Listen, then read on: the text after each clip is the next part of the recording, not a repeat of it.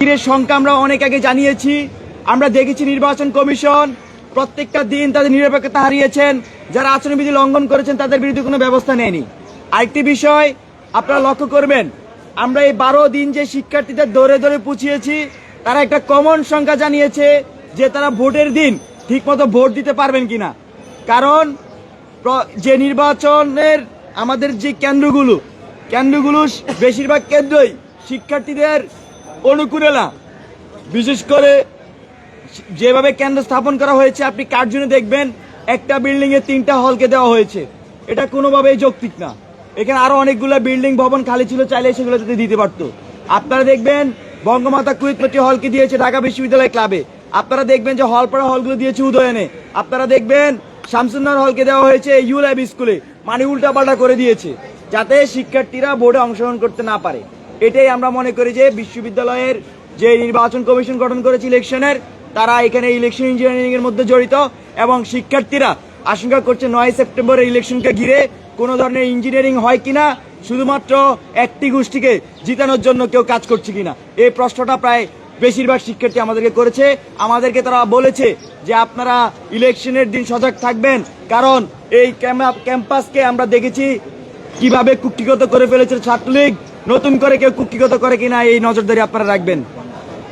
আর দ্বিতীয় যে বিষয়টি, ইতিমধ্যে ঢাকা বিশ্ববিদ্যালয়ে অসংখ্য শিক্ষার্থী অভিযোগ জানিয়েছেন, অসংখ্য শিক্ষার্থী তাদের ফেসবুকে জানিয়েছেন, স্ক্রিনশট তারা দিয়েছেন। তারা বলছেন যে লোকাল বিএনপি নেতারা তাদের ফ্যামিলিতে গিয়ে প্রেসার দিচ্ছে, লোকাল জামাতের লোকজন যায় ঢাকা বিশ্ববিদ্যালয় শিক্ষার্থী পরিবারকে প্রেসার দিচ্ছে যে ছাত্রদলে ব্যালটে ভোট দিতে বা শিবিরে ব্যালটে ভোট দিতে। এবং শিক্ষার্থীরা আশঙ্কা প্রকাশ করছেন যে ওনাদের যে ইনফরমেশন কোথা থেকে পেয়েছে।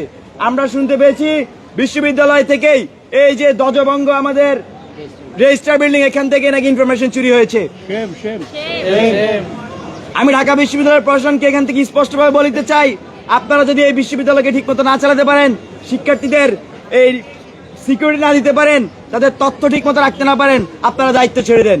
এইভাবে চলতে থাকলে ঢাকা বিশ্ববিদ্যালয়ের শিক্ষার্থীরা আপনাদের প্রতি যতটা হতাশ হয়েছে, সব মিলিয়ে তারা পুরোপুরি মুখ ফিরিয়ে নিতে বাধ্য হবে। আমরা যারাই এই যে কাজগুলোর সাথে জড়িত, শিক্ষার্থীদের ইনফরমেশন চুরি করে লোকাল বিএনপি, লোকাল জামাত দ্বারা শিক্ষার্থীদেরকে প্রভাবিত করছেন, ফোন দিচ্ছেন, তার ফ্যামিলিতে গিয়ে ভয়ভীতি দেখাচ্ছেন, প্রেসার দিচ্ছেন, তাদেরকে হুঁশিয়ারি করে দিতে চাই, এরকম করতো হাসিনা, আপনারা হাসিনার মতো হবেন না। এরকম করতো ছাত্রলীগ, আপনারা ছাত্রলীগের মতো হবেন না। এই ঢাকা বিশ্ববিদ্যালয়ের শিক্ষার্থীরা জানে তার যোগ্য প্রতিনিধিকে। এই ঢাকা বিশ্ববিদ্যালয়ের শিক্ষার্থীরা 9 সেপ্টেম্বর তাদের যোগ্য প্রতিনিধিকে তারা খুঁজে নিবে। ব্যালট বিপ্লবের মাধ্যমে তারা তাদের যোগ্য প্রতিনিধিকে নির্বাচিত করবে। কোন তোলারাম, কোন ওই সেই ইউনিয়নের ছাত্রদল নেতা যে আপনারে বলে দিতে হবে না ভাই যে আমার কারে ভোট দিতে হবে। আপনি জানেন না যে ওই মেয়ে বা আমার মেয়ে বন্ধু, আমার ছেলে বন্ধু কোন স্ট্রাগলের মধ্যে দিয়ে ঢাকা বিশ্ববিদ্যালয়ে বড় হচ্ছে। আপনি ইউনিয়ন ছাত্রদলের সভাপতি হইতে পারেন, কিন্তু আপনি যাইয়া ভোট দেওয়ার জন্য প্রেসার করেন না। আপনি ঢাকা বিশ্ববিদ্যালয়ে আসেন, আইসা ভর্তি হন, পড়াশোনা করেন।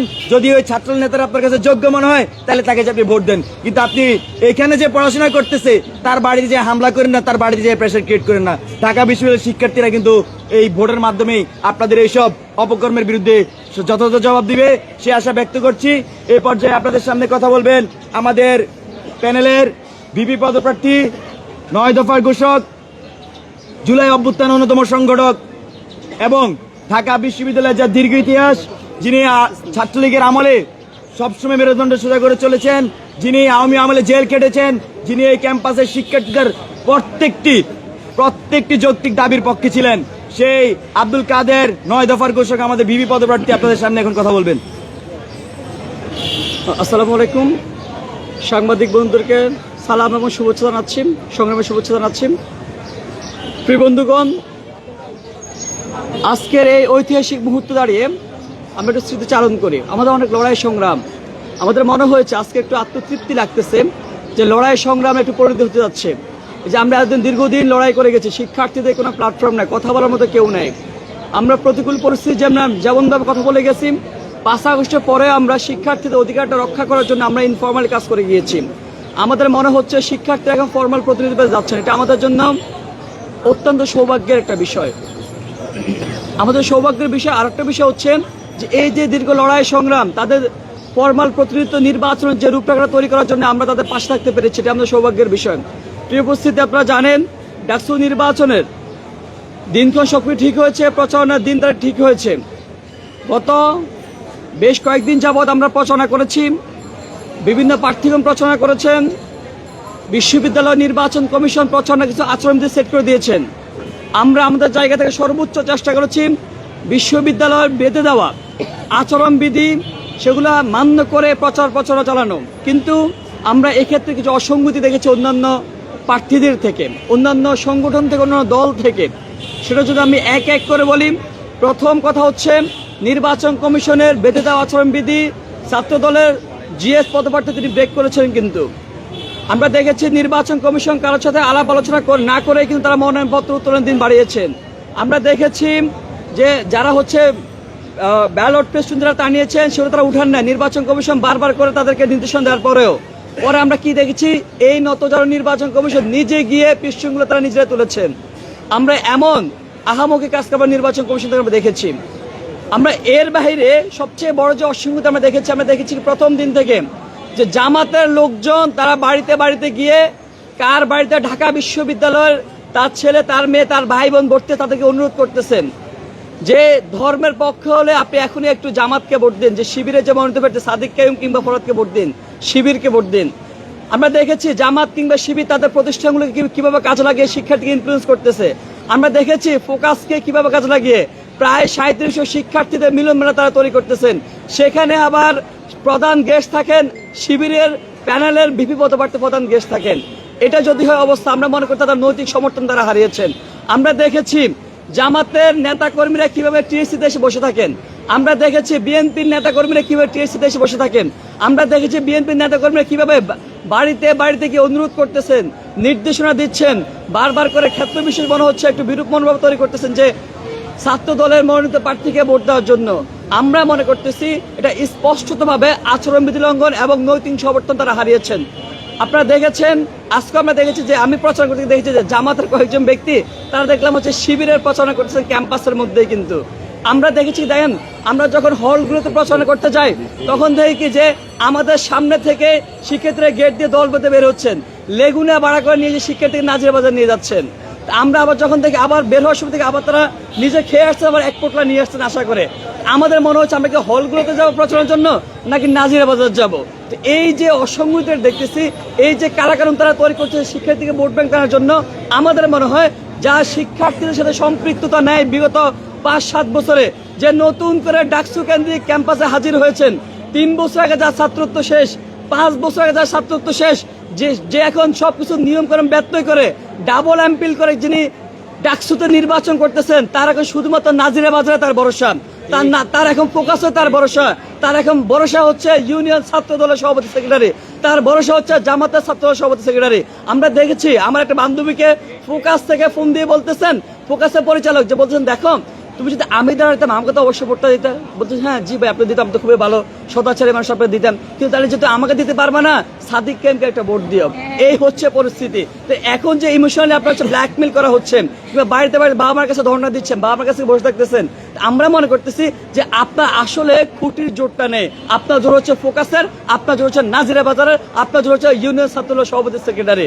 আমরা এটাকে তীব্র নিন্দা প্রতিবাদ জানাই। প্রিয় উপস্থিতি, আপনারা জানেন যে বিগত দিন থেকে যে করে ফ্যাসিবাদী আমলে আমরা লড়াই সংগ্রাম জারি রেখেছি। সে যদি আমি আমার কথা বলি, আমাদের প্যানেলের প্রত্যেকটা ব্যক্তি কিন্তু ফ্যাসিবাদী আমলে সামনের সার থেকে আমাদের বাকের মজুমদার, যার নামে এখন অনেকে উচ্চারণ করছেন সেটাকে ছাত্রলীগ করতে। আরে ভাই, ছাত্রলীগের আমলে সবচেয়ে অল্প কয়েকজন ব্যক্তি যে সম্মুখ সারিতে ছাত্রলীগের চোখে চোখে কথা বলেছিল, বাকের মজুমদার তার মধ্যে একজন। আমরা ছাত্রলীগের আমলে কোনো হ্যাকমত অবলম্বন করি নাই, আমরা শুধুমাত্র নিজের স্বার্থের জন্য হলে থাকি নাই, আমরা হল ছেড়ে দিয়েছি সকল প্রতিবন্ধকতা সকল কিছু উপেক্ষা করে।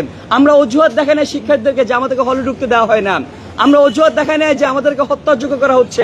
সবকিছু উঠতে গিয়ে আমরা রাজপথে থেকেছি। সকালে মাঠ দৌড় করে বের করে দিয়েছেন, 1 মাস আগে জেলে পুরে দিয়েছে, জেল থেকে বের হয়ে এসে আমরা আবার রাজুতে দাঁড়িয়েছি, শিক্ষার্থীর পাশে দাঁড়িয়েছি। আমরা কোনো অজুহাত দেখাই নাই, কোনো প্রতিবন্ধ দেখাই নাই। আজকে এসে আমরা যে প্রচারের কথা বলতে, দেখেন প্রচারণা নতুন করে মিডিয়া হাইপ দিয়ে আমাদেরকে 5 দিনের মধ্যে তোলার কোনো প্রয়োজনীয়তা মনে হয়নি আমাদের কাছে। আমরা শিক্ষার্থীদের কাছে নতুন করে যাচ্ছি না, ডাকসু কেন্দ্রিক নতুন করে কোনো ইস্তাহার, নতুন করে কোনো অঙ্গীকার নিয়ে যাচ্ছি না, আমরা আগে থেকে কাজ করে যাচ্ছি। শিক্ষার্থীর কাছে বলতেছি যে আমরা আগে যে কাজগুলো করেছি সেগুলো আমরা বেগবান করতে চাই। আমরা আপনাদের কাছে যে আস্থার যে জায়গাটা আগে অর্জন করেছি সেগুলো নতুন করে আবার পুনর্ব্যক্ত করতে চাই, পুনরায় অঙ্গীকার করতে চাই। এই জায়গায় আমরা মনে করেছি, আপনারা দেখেছেন শিক্ষার্থীরা অভাবনীয় সাড়া দিয়েছে আমাদের ক্ষেত্রে। আমি ছোট্ট একটা কথা বলে, দেখেন এখন তো প্রার্থী অনেক বেশি, শিক্ষার্থীরাও খুবই পরীক্ষা, ক্লাস, পরীক্ষা সবকিছু নিয়ে জর্জরিত, আবার আতঙ্কিত অবস্থা আছে, ডাকসু হয় কি না হয়, আর্মি মোতায়েন করে সবকিছু নিয়ে। তো আমরা দেখেছি যে আমার সামনে প্রার্থী যখন যায় সেক্ষেত্রে একটু হয়তো একটু বিরূপ মনোভাব প্রকাশ করে, কিন্তু আমি যখন যাই, আমাদের প্যানেল যখন যায় তখন খুবই কোঅর্ডিনেট রিসিভ করে। আমরা গতকাল দেখেছি জগন্নাথ হলে আমরা মেয়েদের থেকে দেখেছি, কারণ আমরা দীর্ঘদিন থেকে নতুন করে ডাকসু নারী বান্ধব শাস্তেছি না, দীর্ঘদিন থেকে নারীদের সমস্যা সংকট নিয়ে কথা বলেছি, নারীদের অনলাইন হ্যারাসমেন্ট নিয়ে কথা বলেছি, নারীদের ক্যাম্পাসে অনিরাপত্তা নিয়ে আমরা কথাবার্তা বলেছি, নারীদের যে শিক্ষকরা অনৈতিক প্রস্তাবনা শিখে সেগুলো নিয়ে আমরা কথাবার্তা বলেছি, নারীদের হলে যে অদ্ভুত নিয়ম করেছে সেগুলো নিয়ে আমরা কথাবার্তা বলেছি। নতুন করে ভোটকে ভাগানোর জন্য নারী বান্ধব ছাত্রতা হওয়ার প্রয়োজনীয়তা আমাদের নেই। সেই কারণে আমরা অভূতপূর্ব আমরা সাড়া পেয়েছি।